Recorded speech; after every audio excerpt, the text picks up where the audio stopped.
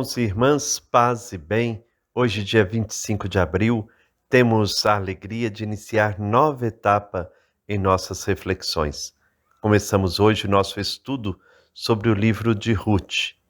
Se você não pôde assistir ontem a live que apresentamos sobre esta história, busque lá no nosso canal dos Franciscanos de Santa Maria dos Anjos, nosso canal no YouTube.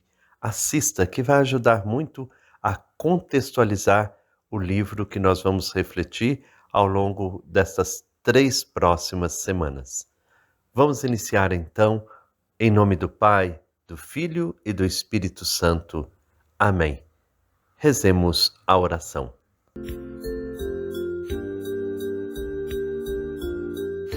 Ó Deus, fonte do amor e da bondade, Deus justo e providente, caminhando através das páginas bíblicas, buscamos a vossa vontade.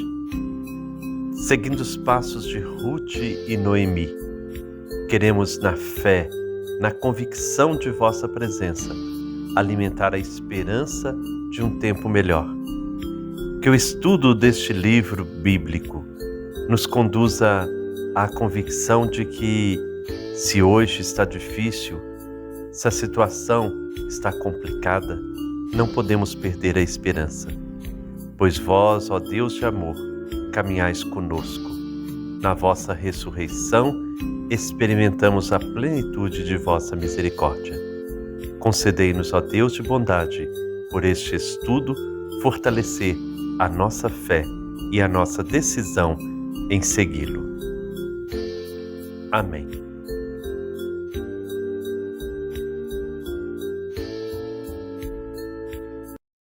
O livro de Ruth começa com uma história trágica. A morte chega na família de Noemi. Vamos ouvir o texto que abre esse nosso estudo, capítulo 1, versículos de 1 a 5. Quem irá ler para nós será o William de Manhumirim. Ouçamos então a palavra de Deus.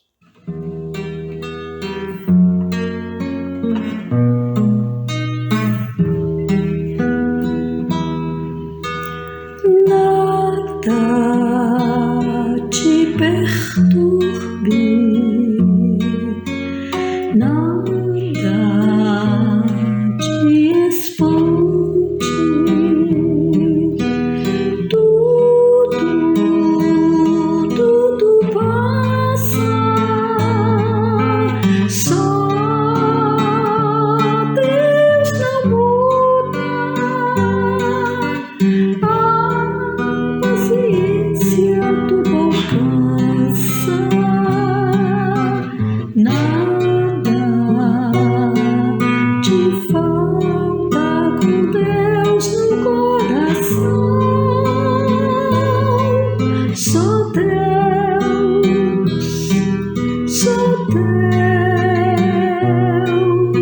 te basta.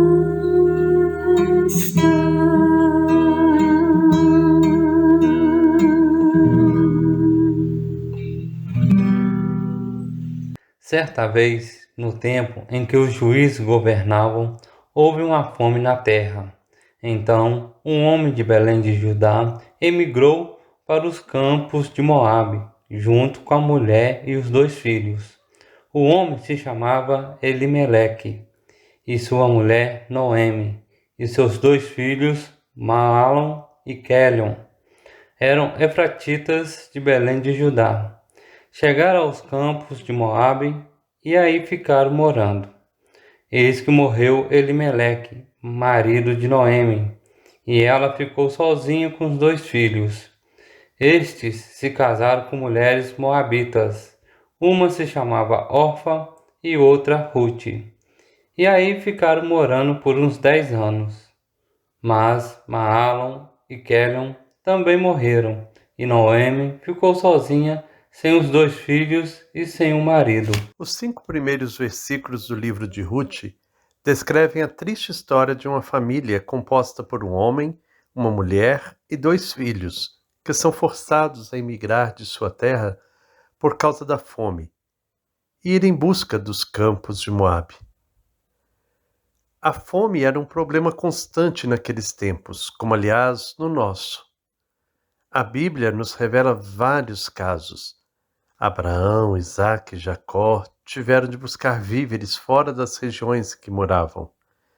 No livro de Samuel, segundo, no capítulo 21, temos a descrição da fome que durou 3 anos. No primeiro livro dos Reis, no capítulos 17 e 18, fala-se de outro flagelo que durou 3 anos. No segundo livro de Reis, conta-nos a falta de alimentos que arrastou-se por 7 anos. Convém não esquecer que a fertilidade da terra palestina dependia da abundância e da regularidade das chuvas. Ontem como hoje, a fome provocada pela seca ou pela guerra obriga grupos de pessoas a deslocarem-se para buscar em outros lugares o que não conseguem em sua terra. Esse êxodo quase nunca dá certo. Ao contrário, emigrar é sempre uma experiência de angústia e provação. Ao saírem em busca de comida, os imigrantes deparam-se com a solidão, a insegurança, a incerteza do amanhã. O recomeço da vida em terra estrangeira resulta em situações difíceis e às vezes impossíveis de aguentar. É o que ocorre com a família que estamos observando neste livro. Desde o começo dessa história, deparamos-nos com uma situação de aflição, que é ao mesmo tempo cheia de ironia. Os membros da família em foco deixam a sua cidade natal, Belém de Judá, que significa casa do pão, porque lá não havia mais nada para comer. O chefe da família chama-se Elimeleque, nome que equivale a uma profissão de fé. Meu Deus é rei. O nome da mulher, Noemi, minha graciosa, relembra também a graça de Deus para com seu povo. Apesar de todos esses sinais de benevolência, a família persiste na decisão de mudar para uma região que para Israel, como veremos, só representa perversão e destruição. O texto bíblico insiste nesse deslocamento que nada tem de passageiro. A família parte para lá para se estabelecer, e seus membros vivem com o estatuto de Ger, como estrangeiros, aos quais a comunidade de acolhida reconhece o direito de circular livremente e de se estabelecer. No entanto, em vez de repouso e abundância, o que os espera são acontecimentos trágicos. Os rapazes começam suas famílias casando-se muito naturalmente com moças do lugar, moabitas, e a narrativa bíblica não dá conta de nenhuma censura a essas uniões. Pelo contrário, para falar desses casamentos, a língua hebraica emprega um verbo cujo sentido corrente é levantar, levar, tirar. Ora, esse verbo só aparece na Bíblia com o sentido de casar, no segundo livro das Crônicas, no livro de Esdras, de Neemias, evocando medidas tomadas contra o casamento de israelitas com mulheres estrangeiras. A escolha desse verbo no começo do livro de Ruth não é sem importância, pois dirige nossa atenção para os textos de Esdras e Neemias, que correspondem exatamente à situação em que se encontram os filhos de Noemi, tanto mais que as mulheres moabitas eram expressamente mencionadas pelos reformadores. Pouco tempo depois de sua chegada, Elimeleque morre sem que nos seja dita razão. E como uma desgraça nunca vem sozinha, algum tempo depois também seus 2 filhos morrerão sem deixar descendência. A única explicação que nos é dada para essas mortes tão súbitas é a que se encontra nos nomes dos rapazes. O mais velho chama-se Malom, que significa doença, e o segundo chama-se Quilion, ou fragilidade. Uma coisa é certa, nessa família todos os homens morrem, e não deixam filhos para assegurar a posteridade. Noemi fica sem marido e sem filhos numa terra estrangeira. Assim sendo, o primeiro quadro da história não poderia ser mais sombrio. fome, morte, separação e solidão. A vida, ontem como hoje, é cheia de dramas humanos, que em geral chegam de repente, quando menos se espera. Chegam até mesmo quando a vida começa enfim a sorrir. São coisas incompreensíveis da existência e para as quais não se tem resposta. Há muitas Noemi em nossa sociedade, e para vê-las basta olhar em volta. Mulheres que vivem com pouquíssimos recursos, doentes física e psiquicamente, abandonadas, exploradas, vivendo em grande solidão, mas que, no entanto, têm de tomar as rédeas de seu destino, porque muitas vezes são o único arrimo dos filhos. Mas será que elas têm as forças necessárias para isso? Nem sempre. Diante das provações cotidianas com que se defrontam, elas se interrogam: por que viver? Para que serve fazer projetos? Qual é, afinal, o sentido da vida? Numa situação de extrema aflição, o que fez Noemi? É o que nós vamos ver a seguir. Então, que nós possamos hoje estar em comunhão com todas as pessoas que deixam suas terras para sobreviver, tantos imigrantes que deixam seu lar, deixam seus vizinhos, seus parentes e vão à busca de uma vida melhor. Quantos que passam por sofrimentos repentinos, mortes de entes queridos que vêm e que de fato pega como no assalto. Que nós possamos ser solidários à dor de nossos irmãos, como essa família no início desse livro de Ruth. Quanta dor marcou a vida dessa família.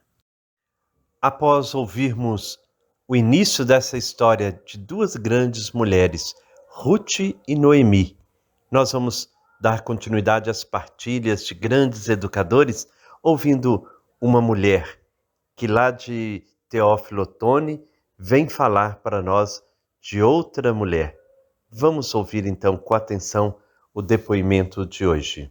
Bom dia, Frei Gilberto. Sou Deliene, sou agrônoma, mas me vejo muito mais como educadora popular do que como extensionista rural. Há 12 anos eu moro em Teófilo Otoni e atuo no Vale do Mucuri e quero homenagear uma grande educadora, Dona Maria José Hauaisen Freire. Ela era de Teófilo Otoni, foi uma grande professora formada em Estudos Sociais e Pedagogia na Faculdade de Filosofia, Ciências e Letras de Teófilo Otoni e dava aulas de História na mesma instituição. Foi atuante nas comunidades eclesiais de base e outros movimentos eclesiais. Foi liderança da greve de professores de 1979 e uma das fundadoras da União dos Trabalhadores no Ensino. Foi também fundadora do PT municipal e estadual. Foi eleita deputada estadual por 4 mandatos efetivos e foi prefeita municipal de Teófilo Otoni por 2 mandatos. Na Assembleia, era integrante das comissões de Educação, Direitos e Garantias Fundamentais, Constituição e Justiça, entre outras. Foi também a primeira mulher eleita para compor a mesa diretora, quando atuou como segunda secretária e a primeira mulher a presidir a sessão de instalação de uma legislatura na casa.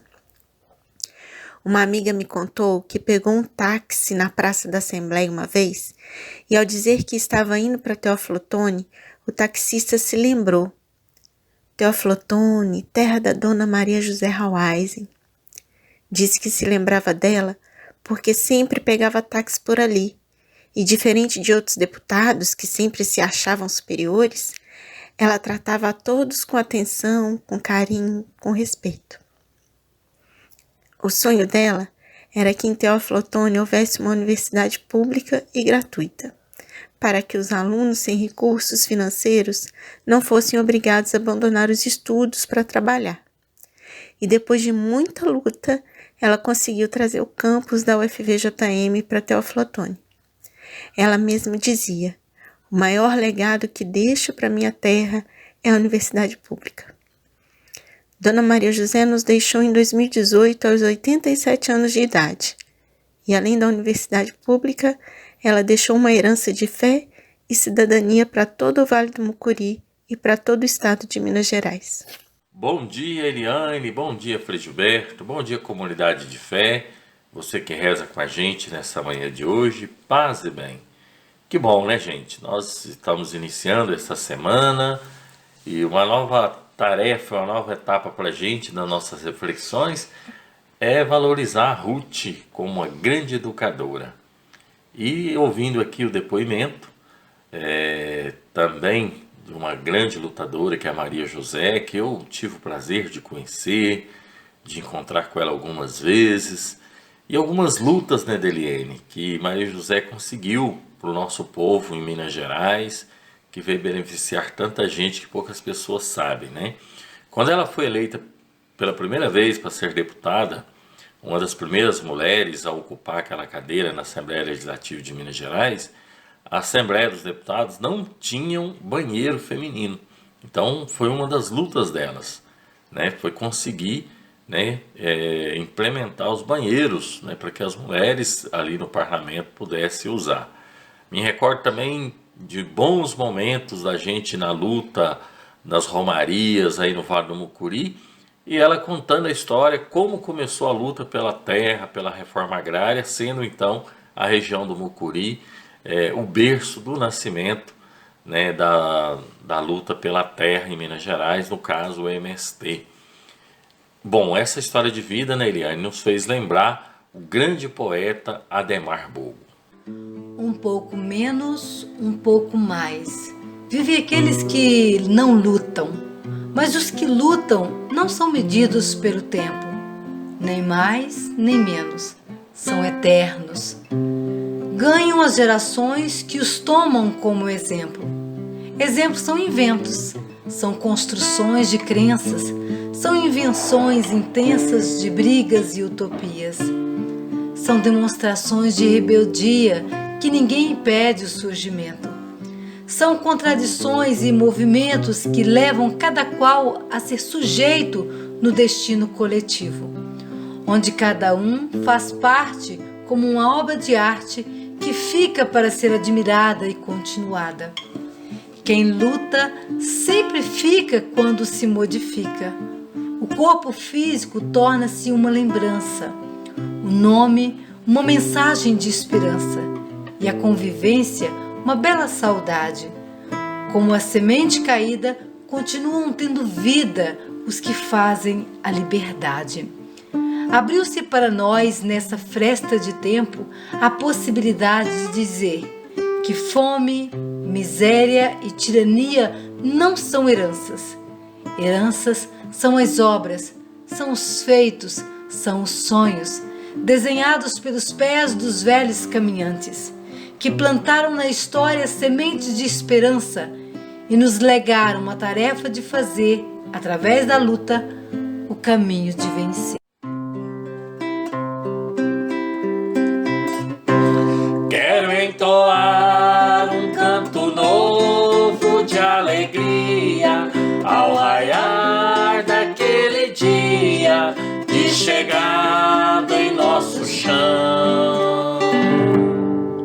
Com meu povo celebrar a alvorada, minha gente libertada, lutar não foi em vão.